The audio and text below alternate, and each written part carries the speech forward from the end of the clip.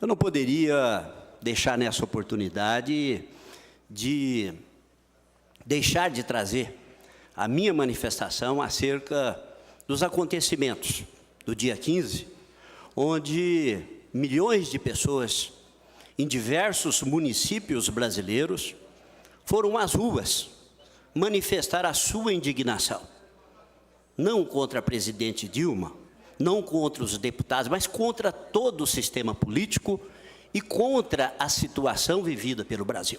Nós temos que voltar no tempo, deputado Calbamir, e perguntar se a situação vivida de hoje fosse administrada por um governo do PSDB, por um governo do Democratas, qual seria o comportamento do Partido dos Trabalhadores? Nós temos que voltar no tempo.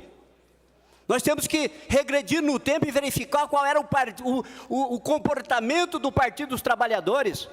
E nós não temos uma oposição organizada. A salvação do partido que está no poder é exatamente da desorganização da oposição, que não sabe ser oposição.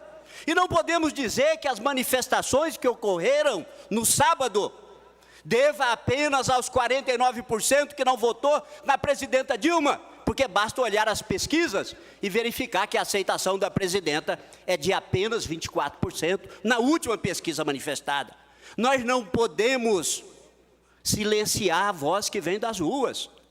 Nós temos que entender para toda a classe política, e não apenas para a presidenta Dilma, que o povo não suporta mais o sistema político vigente.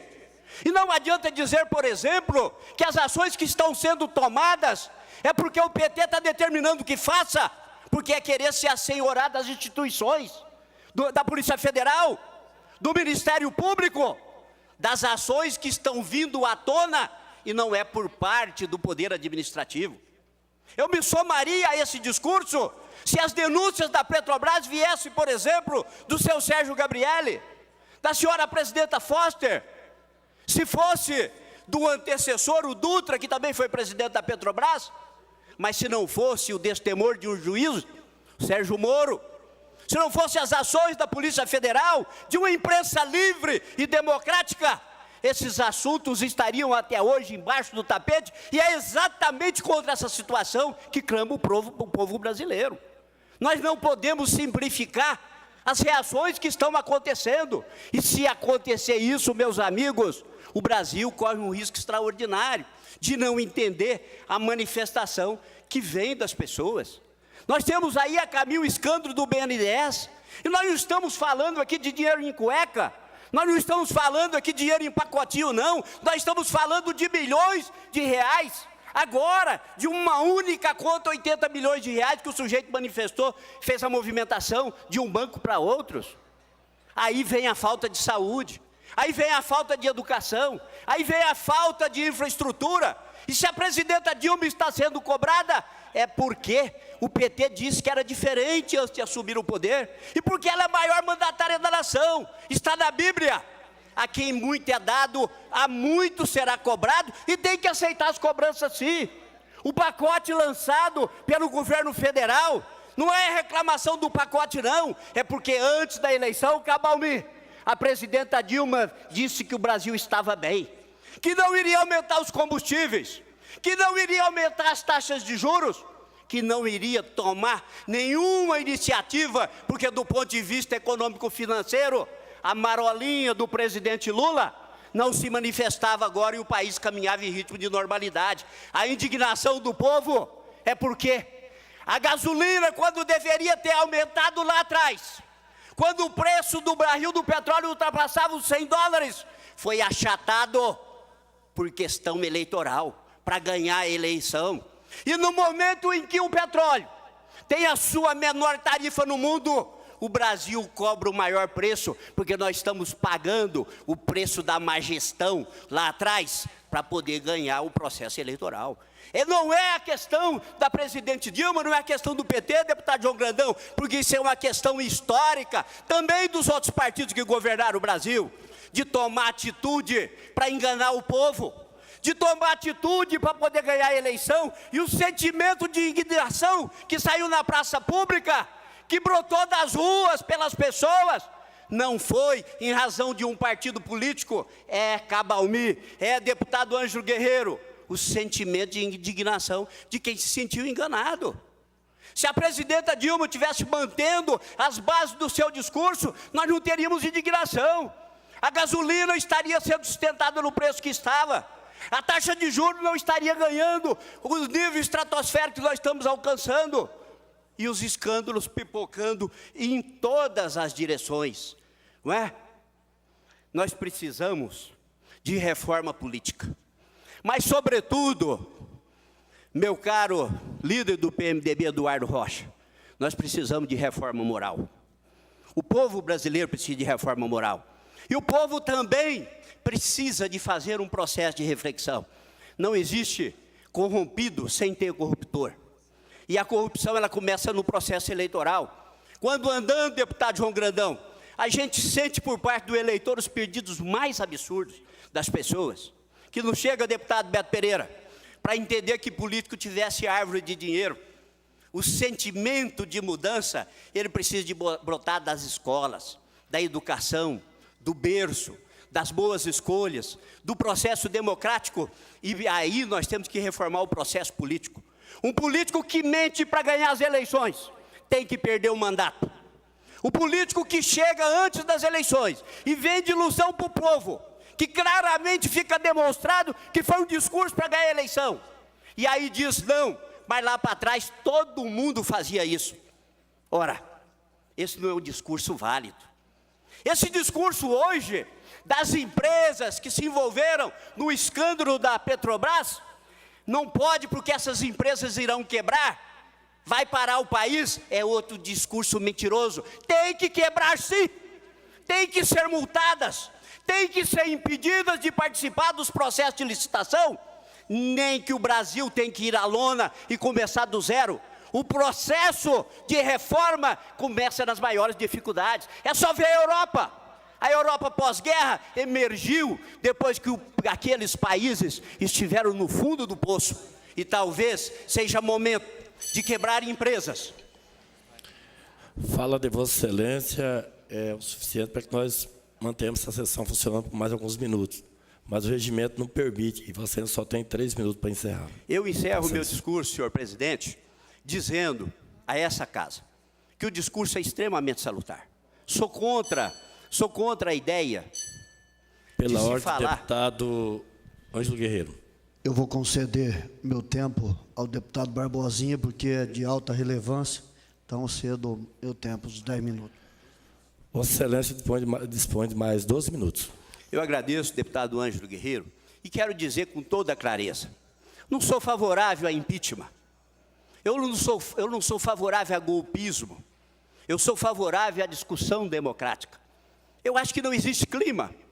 Na medida em que não existe prova, impeachment, ele demanda a apresentação de prova concreta da prática de crime por parte de um governante. Agora, é preciso aceitar as manifestações. É preciso de entender que, na verdade, no momento em que o povo vem às ruas para trazer a sua indignação, o partido que está no poder, ao invés de entender e dizer que a presidenta Dilma não tem nada a ver com isso, é fazermos uma reflexão para nós fazermos as reformas necessárias. A reforma política, a reforma tributária, investimento na educação, para que nós possamos construir uma geração nova, porque essa, a gente chega à conclusão de que é uma geração que perdeu-se ao longo do tempo numa crise de identidade extraordinária, deputado Beto Pereira, de entender que o aparelhamento das instituições pode ser uma coisa normal. O aparelhamento não é apenas no BNDES, ele passa pelo Banco do Brasil, ele passa pela Caixa Econômica Federal, ele chega em todas as instituições, uma confusão extraordinária do público com o privado. Venho aqui manifestar também em relação à questão da Petrobras. Eu não sou daqueles que entendem que o bom é o privado. Eu entendo que uma empresa pública, ela pode ser extraordinária, ela pode ser pujante, ela pode ser progressista, ela pode gerar dividendo, como a Petrobras já foi. Na verdade, o que nós estamos vivendo hoje na Petrobras é uma crise administrativa sem precedente que afeta violentamente essa empresa. Mas ela vai crescer. Ela vai crescer na medida em que nós tivermos dentro dela administração, gestão e tivermos olhar do governo voltado. As denúncias, elas não deveriam estar brotando do Ministério Público ou estar brotando da Polícia Federal. Essas denúncias deveriam estar surgindo da própria instituição. E aí, talvez esteja, deputada Amarildo, a grande crítica que se faz ao PT. Porque é um poder. Essas diretorias são escolhidas pelo partido que governa. Não há como dissociar isso. A diretoria da Petrobras foi indicada a todos os membros pelo governo que está no poder. Não há como negar isso. E essas denúncias deveriam estar brotando de dentro da instituição, ou senão nós temos que reconhecer que a diretoria é incompetente, que a dona Dilma, presidente da República, fez parte do conselho da Petrobras no momento de Passadina, da refinaria de Abreu e Lima. Então nós temos que reconhecer ou duas coisas, ou a omissão, ou a estrutura que toca essas instituições. São incompetentes, deputado Beto Pereira. Porque, sim, válida para todos os governos. Agora, nós não podemos entender que essas denúncias, elas estejam saindo de fora. Elas não vêm de dentro das instituições, o que deixa severas dúvidas, deputado Ângelo Guerreiro, de que essas pessoas não tinham conhecimento daquilo que acontecia. Como é que se tira milhões, 80 milhões, 120 milhões? Quantos já foi devolvido por um único envolvido? 180 milhões. Como é que some 180 milhões numa única tacada com uma única pessoa? Sendo que as pessoas que compõem aquela administração não tinham conhecimento disso. Esse discurso é inatacável, não tem como a gente colocar isso como normal. É anormal, e nós temos que entender isso. Eu sei e compreendi perfeitamente o discurso de Vossa Excelência, deputado Calvo Almir, quando transforma e transfere isso para todos os partidos. Mas a cobrança ao Partido dos Trabalhadores ela é maior. Porque o Partido dos Trabalhadores, durante décadas, tentou chegar ao poder. Chegou ao poder dizendo que era um partido diferente.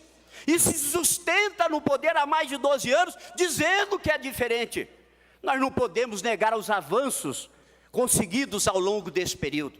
Os avanços do governo do presidente Lula, os avanços da presidenta Dilma. Mas será que avanço é suficiente para minimizar o impacto da corrupção, da roubalheira? Não. Avanço é uma necessidade daquele que chega ao poder e não pode ser instrumento de defesa para justificar uma crise ética, moral, do tamanho e sem precedência vivida no Brasil. Eram essas considerações que eu queria fazer. E dizer que essa Casa Legislativa precisa de estar atenta ao sentimento que brota das ruas. O governo Reinaldo Azambuja tem que entrar em sintonia com o discurso que vem das ruas.